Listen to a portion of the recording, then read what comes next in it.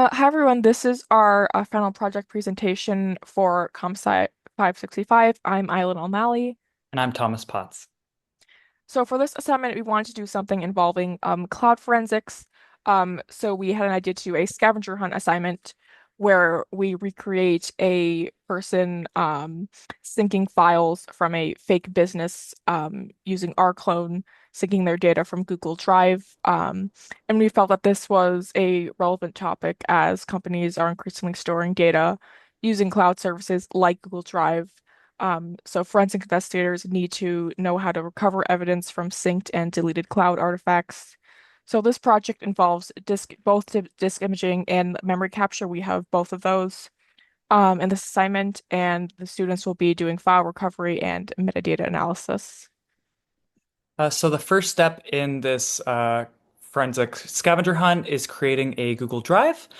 So we created an account called Clothing for Cheap, which is going to be our business that is going to have their files taken. And so this business has two files, customer data, which is a CSV of sensitive data, as well as an encrypted file called financial info, which is encrypted but has the password kind of as a joke to show that this business isn't really thinking about encryption in the way that they should be. So I first recorded myself actually going through and doing the live capture. We used Lime, so I have a separate window ready to from we actually sync the file. So first, I'm setting up the Arclone configuration for this Google Drive account.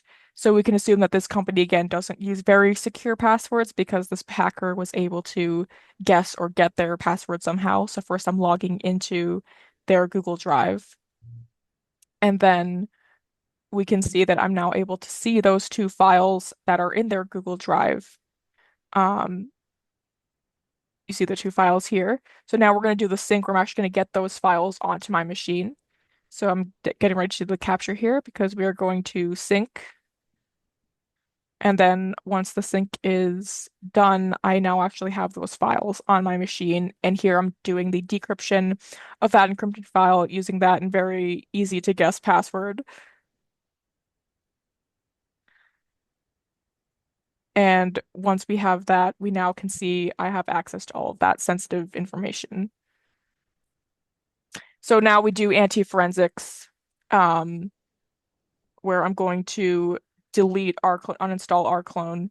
First, I delete that configuration, then I uninstall our clone.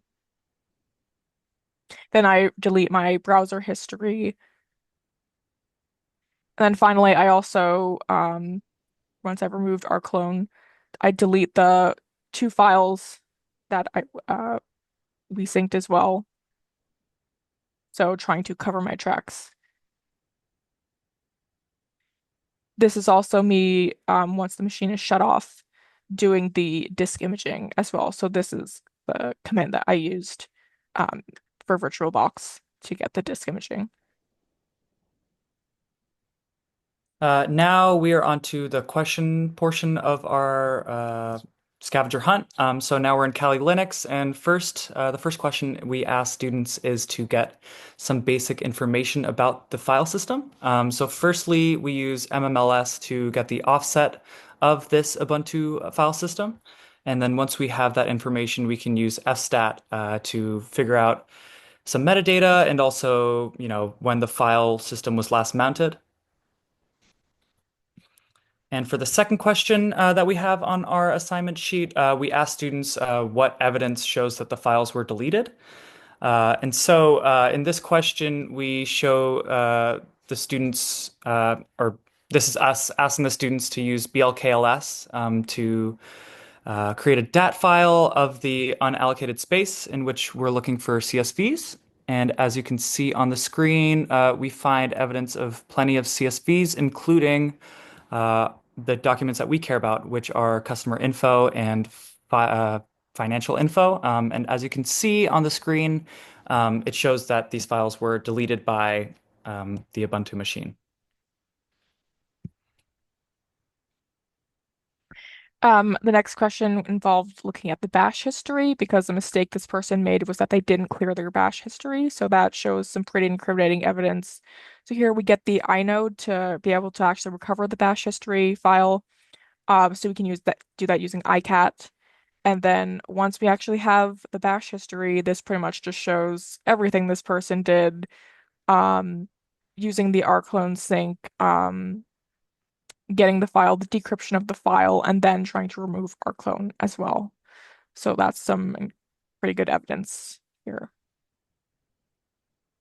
Next, we asked the students to analyze the live capture memory dump and asked them specifically to find any access tokens. Specifically, we asked them to find Google authorization tokens, which use the string YA29, which, as you can see on the string on the terminal, we use. And of course, they show that this person did, in fact, access a Google Drive. And then finally, we wanted to involve volatility for the last question. We had to use a specific symbol table for since this is Linux. So once we got that working, we were able to use PSScan to just find some more artifacts from the live capture from the sync, which was ongoing during during the sync process. So here we can find our clone processes that say exit dead. Um, so our processes were pretty much terminated at that point, but the memory or the evidence still remains. We also can see some Firefox activity as well because that's what we use to log into um, the Google Drive. So that's also providing evidence of what happened. All right. And as we mentioned earlier, we decided to create a formal document of our assignment. So we included background on cloud-based forensics, as well as objectives for the students of what we hope that they will learn throughout this project. And as you can see on the screen, we have the questions and answers and hints that we would have given to students if this were a real assignment. So some possible future improvements, we could add a containerization component, such as analyzing Docker artifacts. We also had an idea to, if we wanted to make this a little more difficult, do a multi-cloud scenario. So now using multiple cloud providers such as Dropbox as well as Google Drive.